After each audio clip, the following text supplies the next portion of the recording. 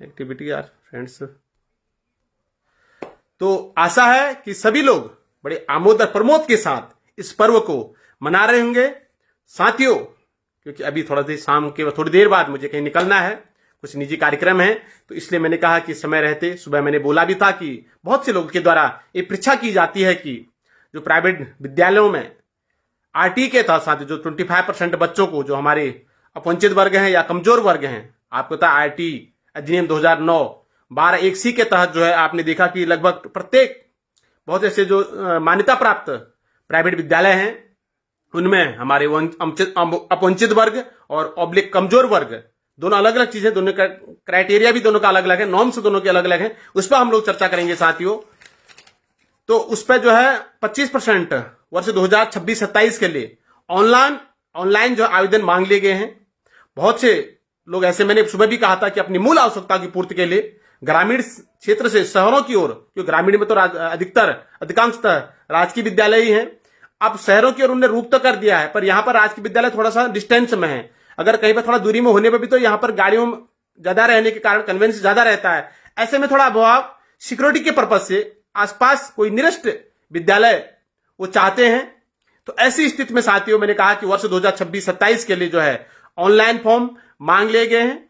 मेरा सभी अभिभावकों से अनुरोध रहेगा और अपने मित्रों से भी अनुरोध रहेगा, जो आपके पास आसपास कोई ऐसे बच्चे हैं, कोई ऐसे अभिभावक हैं, उन्हें जरूर इस विषय में बता दें कि आरटी के तहत वर्ष 2026-27 के लिए जो है आवेदन मांग लिए गए साथियों। मैं, क्योंकि वैसे तो सामान्यतः लगभग बहुत से लोग पूर्व में भरते आ रहे हैं और सब बहुत से को जानकारी रहती भी है, फिर भी जैसे उम्र को लेकर थोड़ा इसमें संशय रहता है कि भाई 3 वर्ष किस डेट को फिक्स होना चाहिए। बहुत से लोगों का फॉर्म सबमिट नहीं होता है, वो टेंशन में रहते हैं, फिर मैसेज करते कि सर हमारा तो फॉर्म ही सबमिट नहीं हो पा रहा है।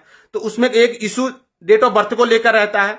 दूसरा आय प्रमाण पत्र, उसके नॉर्म से क्या आय प्रमाण पत्र कितना होना चाहिए, आय वार्षिक वार्षिक आय लगती है तो किस मतलब कितनी उनकी वार्षिक आय का प्रमाण पत्र बना रहना चाहिए, इन कुछ बिंदुओं पर फिर उसके बाद फॉर्म ऑनलाइन भरा जाएगा तो उसी से सबमिट हो जाएगा, या फिर और कुछ आगे की प्रोसेस क्या है। इसलिए मुझे लगा यार कि 2-3 दिन पहले इस पर मैसेज आया था, अभी मैंने उनको भी व्यक्तिगत मैसेज भी कर दिया था कि मैं आज शाम को इस पर एक छोटी सी वीडियो बना दूंगा, जिससे कि हमारे जानकारी के अभाव में जो लोग इस तरह के फार्म से बच रहे हैं या नहीं भर पाते हैं, वो लोग इस फॉर्म को भर लेंगे। तो साथियों पहली बात तो इसमें 2 प्रकार के विद्यालय, एक तो पूर्व प्राथमिक जो नर्सरी एलकेजी यूकेजी इसको चला रहे हैं, साथ साथ 1 2 3 भी चला रहे हैं, वहां हमें सपोज कर नर्सरी में अपने बच्चों को भेजना है।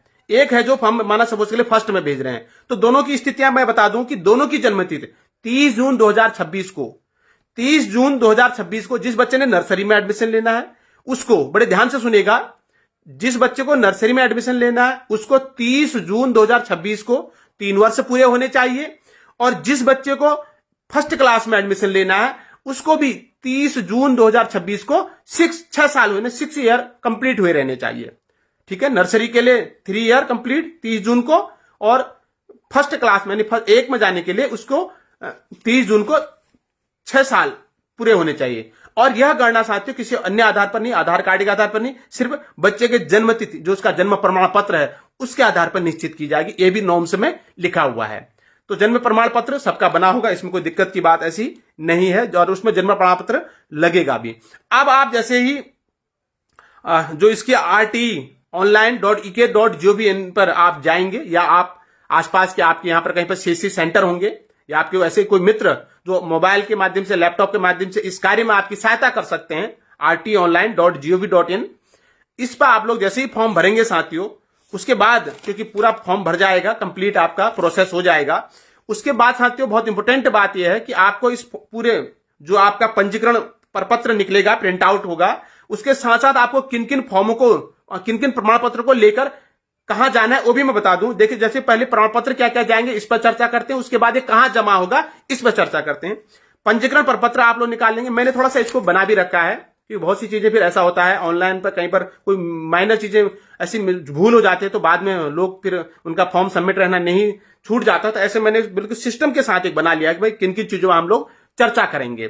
तो पहला एक तो पंजीकरण प्रपत्र जाएगा, दूसरा जन्म प्रमाण पत्र लगेगा, तीसरा पते का प्रमाण पत्र लगेगा।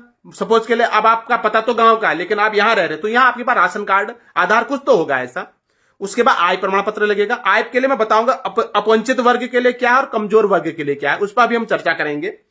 उसके बाद अगर किसी का जाति प्रमाण पत्र हो तो अपना जाति प्रमाण पत्र लगाएगा, क्योंकि उसमें हो सकता है कुछ ऐसे रिजर्वेशन का वो भी रोस्टर रहेगा। साथ ही ये सभी प्रपत्र आपको इकट्ठा करके खंड शिक्षा अधिकारी के कार्यालय में जमा कराना है।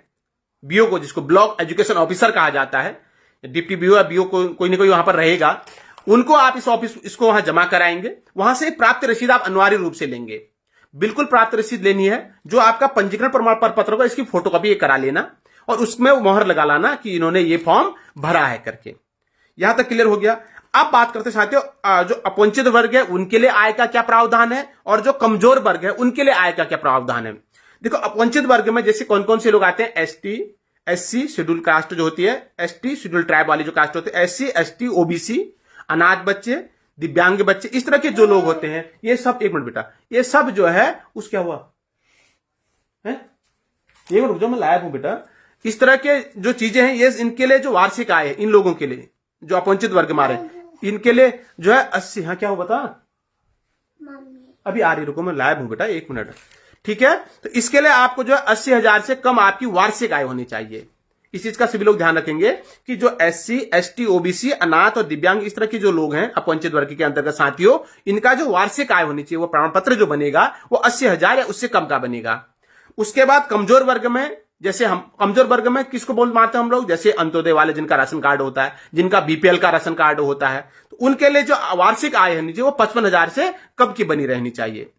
मुझे आशा है कि यहां तक आपका डाउट क्लियर हो गया होगा कि जो लोग एससी, एसटी, ओबीसी के अंतर्गत आते हैं या दिव्यांग हैं जो बच्चे, उनकी वार्षिक आय 80,000 से कम की बनेगी। और जो हमारे कमजोर वर्ग हैं जैसे बीपीएल कार्ड वाले और अंत्योदय इस तरह के जो कार्ड बनते हैं, इस श्रेणी में आने वाले लोग, इनका 55,000 से कम का वार्षिक आय बनेगा। अब साथियों लगभग एक में जैसे आप प्रवेश परीक्षा वो है, तिथियों के बारे में थोड़ा चर्चा कर लूं। तिथियों की अगर मैं बात करूं तो लगभग मैंने विभिन्न जिलों ने अभी जो है आजकल के अंदर ही, क्योंकि ये जिले वाइज भरी जाती हैं। अच्छा, एक महत्वपूर्ण बात और बता दूंगा, जो विद्यालय आप सिलेक्शन लेंगे ना, वो जिस वार्ड में आप रहते हैं पहले प्राथमिकता आपको उसी वार्ड में दी जाएगी। जैसे हल्द्वानी में आप शहर में हैं तो विभिन्न वार्ड बने हुए हैं, सपोज के लिए आपका 45 वार्ड है, वार्ड नंबर 45 है, तो 45 वार्ड के अंतर्गत जितने भी विद्यालय होंगे वहां आपको प्राथमिकता दी जाएगी। उसके बाद अगर नहीं मिल पा रहा है तब आपको आउट ऑफ भेजा जाएगा। सामान्यतः उसी वार्ड में आपको मिलता है, प्राथमिकता यही रहती है। अब साथियों मैं तिथि की बात करूं, अभी फिलहाल अंतिम तिथि इन्होंने जो है 6 मार्च जो से 15 मार्च निजी अपडेट नवीन विद्यालय का रजिस्ट्रेशन, अभी तो इस बीच रजिस्ट्रेशन चल रहा है आपके द्वारा, छात्रों द्वारा ऑनलाइन पोर्टल पर आवेदन 24 मार्च से 2 अप्रैल के बीच तक होगा। अभी प्रोसेस चल रही है। फिलहाल अभी इन्होंने जो है स्कूलों से बोला है भाई आप लोग आरटी के तहत अपने स्कूल का रजिस्ट्रेशन करा लें, कोई ऐसी दिक्कत की बात नहीं है। सारे विद्यालय जो भी चाह रहे कि यार हम आरटी के तहत जो है अपने विद्यालयों का रजिस्ट्रेशन कराएं, तो उसके तहत विद्यालयों को 5 मार्च से 15 मार्च तक का समय दिया है।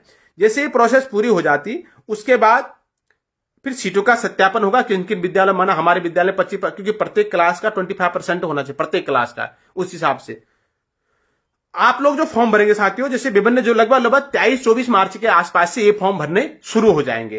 तब तक आपको क्या करना है, आप अपना जो प्रमाण पत्र आपके हैं, जैसे आय प्रमाण पत्र है 1 साल के लिए वैलिड हो जाता है, इस तरह से जो भी आपके प्रमाण पत्र है उन प्रमाण पत्रों को आप तैयार कर लो इस बीच 24 मार्च से पहले, क्योंकि ये 24 मार्च के बाद ही ये फॉर्म आपके भरे जाने हैं और ऑनलाइन में सारी डिटेल आपको देनी पड़ेगी। तो ऐसी परिस्थिति में मेरा सर कल नैनीताल डिस्ट्रिक्ट में हॉलीडे है या नहीं है यार, नहीं अब अभी तो कोई ऐसा आधिकारिक तो ऐसी कोई न, तो माननीय जिलाधिकारी महोदय ऐसी कोई छुट्टी का प्रावधान आया हुआ है, अगर आएगा मैं जरूर बता दूंगा। फिलहाल मेरे हिसाब से तो अभी तो ऐसा कुछ छुट्टी का प्रावधान नहीं आया है यार, क्योंकि प्राइवेट स्कूलों में तो कल पेपर हैं, इसलिए कह रहा हूं ना। अभी कोई अधिकारी अगर ऐसा आता डीएम माननीय जिलाधिकारी महोदय जी के जरा छुट्टी घोषित की जाती तो उसके लिए फिर या तो प्राइवेट स्कूल में कल पेपर है तो इसका मतलब छुट्टी नहीं, या फिर राज्य सरकार इस तरह का कोई अगर कदम लेती तो उसके लिए भी सूचना माननीय मुख्य सचिव का द्वारा या किसी अन्य माननीय उच्च अधिकारियों के द्वारा इसके लिए सूचना प्रेषित की जाती है ना। तो अभी ऐसा कुछ नहीं है, अगर ऐसा कुछ होगा तो मैं बता दूंगा छुट्टी के बारे में, तुरंत इसमें आप जुड़े रहना या यहाँ पर मेरे साथ जुड़े रहना, सूचना आप तक प्रेषित हो जाएगी। वैसे मेरे हिसाब से कल नहीं है, शायद 2 तारीख को, जहां तक मेरी नजर में, ठीक है। तो फ्रेंड्स लगभग इस पर मैंने चर्चा कर ली है। आप लोगों को अपने सारे दस्तावेज तैयार करने हैं, मेन आय प्रमाण पत्र का इसमें रोल है। तो आय 80,000 वंचित वर्ग और कमजोर वर्ग को 55,000। इन सारी चीजों को आप तैयार कर लें। बच्चे की पासपोर्ट साइज की फोटो, ये सब आपको तैयार कर लेनी है। जैसे 23 या 24 तारीख को लगभग सभी जिलों में, सभी लगभग 13 के 13 जिलों में लगभग इन्होंने विज्ञप्तियां जारी कर दी हैं आरटी के तहत आवेदन के लिए। तो ऐसी स्थिति में आप अपने सभी प्रमाण पत्र तब तक जो है वो कर लेंगे, और उसके बाद फिर बाद में धीरे धीरे इसमें प्रोसेस होती है। जैसे इसने बोल भी रखा है, आपने ऑनलाइन आवेदन कर लिया, उसके बाद खंड शिक्षा अधिकारी कार्यालय स्तर पर आवेदन पत्र में संबंधित अभिलेखों को जमा करने की अंतिम तिथि 3 अप्रैल तक रहेगी। खंड शिक्षा अधिकारी कार्यालय स्तर पर छात्रों के प्रपत्रों की जांच एवं लॉटरी हेतु पोर्टल पर बच्चों की अर्हता की पुष्टि अंतिम तिथि 13 अप्रैल तक हो जाएगा। विद्यालय में प्रवेश प्रक्रिया लगभग 17 अप्रैल से शुरू हो जाएगी। बहुत जल्दी करना है इसको इन्होंने। लॉटरी प्रथम परिणाम खंड शिक्षा अधिकारी कार्यालय में चस्पा पोर्टल पर लॉटरी परिणाम उपलब्ध कराने की तिथि, ठीक है, लगभग रिजल्ट भी मतलब बता दिया जाएगा, आपका पोर्टल पे आ जाएगा। आरटी जो ये है इसके तहत भी आपको पता चल जाएगा कि आपको कौन सा विद्यालय, आपके पाल्य को कौन सा विद्यालय आवंटित हुआ है करके, इस विषय में भी जानकारी हो जाएगी। वैसे मैं बीच में एक बार फिर अभी 23-24 के बीच में पुनः एक बार मैं जैसे एक बार इसके साइट को मैं चेक कर लूंगा। साइट चेक करने के बाद जब मुझे लग रहा है कि खुल गई है तो पुनः मैं एक बार बोल दूंगा भाई, जो भी लोग हमारे ऐसे मित्र हैं, ऐसे हमारे ग्रामीण क्षेत्रों से लोग हैं जो आसपास के आरटी के तहत, क्योंकि बहुत से ग्रामीण क्षेत्रों में भी ऐसे निजी विद्यालय खुले हुए हैं और आप चाह रहे हैं कि आरटी के तहत मैं वहां पर अपने बच्चों को पढ़ाना चाह रहा हूं, मैं फीस वहन करने में असमर्थ हूं, तो ऐसी स्थिति में आप भी अपने पाल्य को वहां पर पढ़ा सकते हैं। लेकिन बशर्ते आपको इस प्रोसेस से गुजरना होगा और उस जिस विद्यालय निजी विद्यालय में आप पढ़ाना चाह रहे हैं उस विद्यालय का रजिस्ट्रेशन आरटी के तहत हुआ रहना चाहिए, है ना, उसके नॉर्म्स के तहत उसका रजिस्ट्रेशन होना चाहिए, तब जाके आप उस विद्यालय में अपने पाल्य को जो है प्रवेश दिलाने में सफल होंगे। साथियों, एनसीसी वाले का यार नहीं पता करा यार आशुतोष जी, मैं थोड़ा सा यार आपको क्षमा चाहूंगा, हो नहीं पा रहा, समय का ऐसा प्रावधान, तो भूल जाता हूं मैं ना, क्या कौन बहुत से ऐसे कमेंट आते हैं। एनसीसी का आपका क्या था इशू, एक बार दोबारा लिख दो यार, मैं देखता हूं, अभी लाइव भी देख देता हूं। ठीक है साथियों, तो मुझे आशा है कि यार आप इसको अपने साथियों तक जरूर भेज दीजिएगा। आरटीए के तहत फिलहाल वो डॉक्यूमेंट तैयार कर लेंगे, 23-24 तारीख तक आप जो है फिर इसके आवेदन करेंगे। और बाकी मैं रोजगार प्रयाग पोर्टल देख रहा हूं कि आज कोई विज्ञप्ति जारी तो नहीं हुई है। एनसीसी का आशुतोष जी क्या आपका मामला था, जरा उसको मुझे बता दें।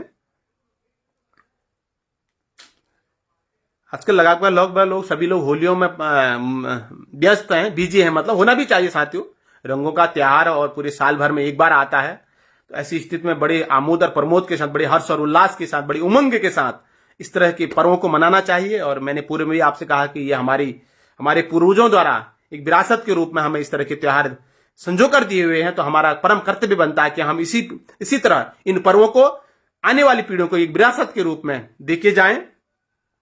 और तब तक अगर लोगों का कुछ अपने कमेंट आते हैं तो मैं एक बार रोजगार प्रयाग पोर्टल में देख लेता हूं, कोई अगर अपडेट हुई होगी विज्ञप्ति तो उससे भी हम लोग रूबरू हो रहेंगे। फिलहाल आरटी के तहत मैंने सारी जानकारी आपको दी है। इसके बाद भी आपको साथियों इसमें कोई भी आप किसी भी प्रकार की जानकारी अगर आपको जरूरत हो तो आप कमेंट बॉक्स में दे दीजिएगा, ठीक है। हमारा यही मकसद है कि सोशल मीडिया का प्रयोग अधिक से अधिक हम अपने ग्रामीण क्षेत्रों को, उन लोगों को जो वास्तव में जानकारी के अभाव में बहुत से ऐसे सरकार की योजनाएं कहूं या शासन या प्रशासन स्तर पर जो कुछ इस तरह की जानकारियां निकाली जाती हैं या कुछ इस तरह की योजनाएं होती हैं साथियों, उनसे हम लोग जो है अभी तो फिलहाल साथियों कुछ नहीं है, लेकिन ये पिथौरागढ़ में राजकीय उद्योगिक प्रतिष्ठान पिथौरागढ़ में, हाँ यही अभी आया लास्ट, इसके अलावा भी कोई अपडेट नहीं हुआ है। और वैसे थोड़ा सा मैं चलो चतुर्थ कर्मचारी अब मैं लाइव हूं तो 2 मिनट इसको भी देख लो कि फॉर्म की स्थिति क्या है। फॉर्म लगातार इंक्रीज होने लग गए हैं और 5 मार्च अब तिथि भी बहुत कम रहेगी है, जैसा कि आपको विदित भी है। आज 1 तारीख मार्च होगी, 5 मार्च को लास्ट तिथि है साथियों इसकी ना फॉर्म भरने की। तो ऐसे में एक बार थोड़ा देख लेते हैं कि फॉर्म अभी तक कितने भर गए लगभग इस बीच ना। अब तो साइड भी मुझे लग रहा है कि बिजी आने लगी होगी, क्योंकि लगातार लोग फॉर्म भर रहे हैं, है ना।